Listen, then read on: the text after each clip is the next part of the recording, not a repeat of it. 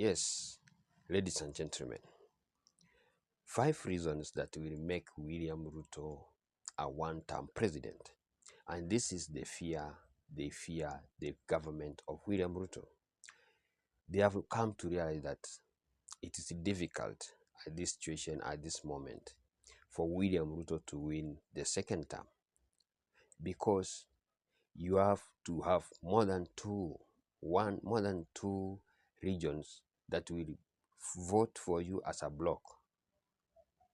Like in the case of 2022, William Ruto had two largest communities voting for him as a bloc. One was Mount Kenya, which is now out of hand. The second one was Rift Valley, which is by now is not 100%. It is somehow 50-50 because Rift Valley is a metropolitan area.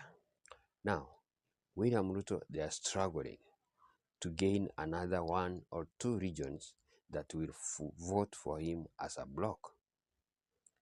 They are desperate to gain Western and the Nyanza. But unfortunately, things are not going as they expect because William Ruto knows very well that even ODM, they have been relying on Western region and some parts of Nyanza like Kisii, which by now Kisii is out of Nyanza and out of Raila Odinga, which Raila cannot make him win. If the votes can come from Nyanza for William Ruto, it cannot be more than 3 million, or not even 3 million, more than 2 million, because Ruo's last election for Raila Odinga voted 67%, which was 1.3 million votes from Luo Nyanza for the 4 counties, Migori, Kisumu, Omabei, and Siaya. And then when you had from Kisii and Nyamira is when they came around 2 million. So at this moment, William Ruto is aware that Nyanza, Luo Nyanza and Kisii is not going to help him. Now, he has been hoping that Western will work with him, but unfortunately, some forces have been racing, like Natembea, like Sarasia, which are hindering the unity of the Western people to vote as a bloc. And then, in that case, Western have never voted as a bloc. Western vote like the Kisii people. Kisii people, if they don't have their own in the ballot, they always divide their votes. And the same as the Luya people, if they don't have their own in the ballot, always they divide their votes. Now, there's another camp, Wamunyoro camp, which has gained some access to Kisii, which is Nyanza, to Western, which is Natembea and Matiang'i, which are they dividing those votes, which could have made William Ruto gain the second term. Now, there's one region that can make William Ruto still rig election if Stephen Kalonzo Musyoka will accept to support William Ruto.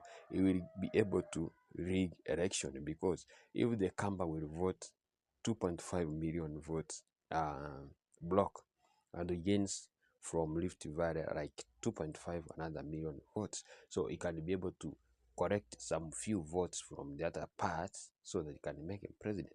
So here is our prayer. If we want to make William Ruto a one-term president forever, this is what we should do. We should not allow William Ruto get even one more region to vote for him as a bloc. That is saying Ukambani should not vote for him as a bloc. And that's asking Stephen Kalonzo Musyoka not to support him and not to be greedy to start saying, if I'm not the one as a flag bearer for the opposition, I'm not going to be in that coalition. So our lineup should be like this. If we want to make William Ruto a one-term president, since the Mount Kenya have decided that they will pack anybody that is going to stand against William Ruto. So this should be the lineup. Matiang'i should be the first or the flag bearer so that Nyanza is divided. Leave alone the Luo because Luos will not support Matiang'i. Then we go for Western, we take Natembea as the deputy. That means we have divided, either we will take 70% of Western votes, because at the moment Western believe that Natembea is the liberator. Then Stephen Kalonzo Musyoka and Wamunyoro, they agree that they are not going to be the front runners. They support the coalition. Then William Ruto has no chance to win that election. That's at the 5 points. I don't know if you have mastered the 5 points why Ruto is going to be a one-term president.